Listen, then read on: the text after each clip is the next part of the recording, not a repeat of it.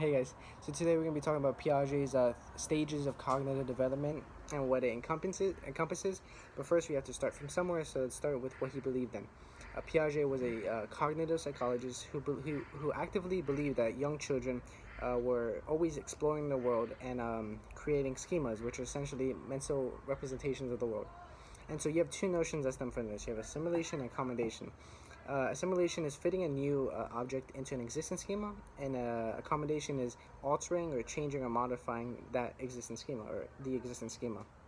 So let me expound on it with an example. So let's say there's a son and a father walking in the park with a dog, a German Shepherd. The son already has a schema of what a dog is, a four-legged creature with a tail. So the son and father and the dog are walking until the son sees another dog, a poodle, and he's never seen this kind of breed before, but he knows it's a dog because it's a four-legged animal with a tail. So he puts in his brain and is like, okay, he's assimilating. He's fitting a new object, a poodle, into an existing schema. His idea of what a dog is.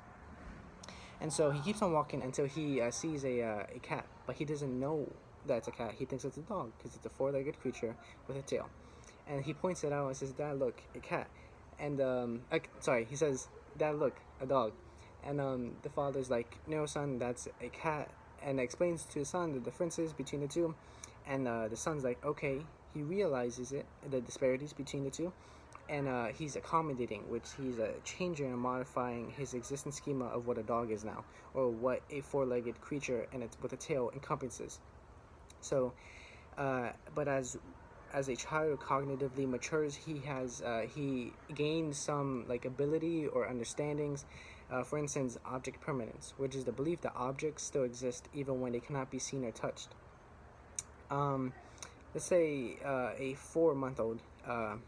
Let's say you have a 4-month-old and you play peekaboo with them. They thoroughly are amused by it because they lack object permanence. They can't see what's behind your hands because you're blocking your face, and so when you kind of startle them, they laugh at it.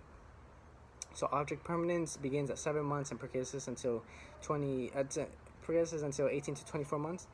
And then you also have a egocentrism, which is the inability of a child to imagine someone else's perspective.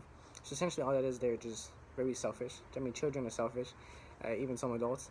But yeah, and then you also have theory of mind, the inability the ability to infer what other people are thinking or feeling. And we learned this before. With mirror neurons. And so lastly, we have conservation. And conservation is essentially a principle that a substance doesn't actually change even when its appearance changes.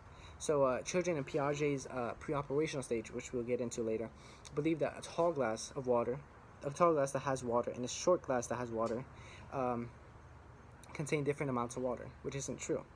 They lack the ability to comprehend conservation.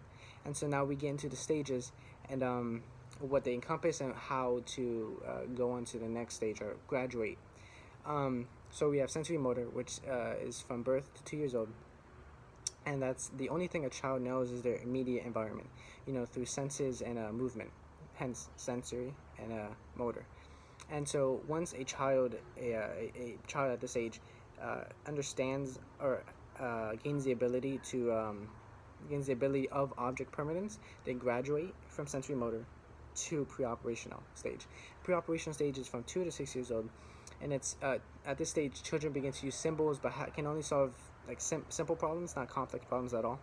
And children at this stage don't understand conservation. And so it's when they do understand conservation that they do graduate and go on to concrete operational stage, which lasts from about 7 to 11 years.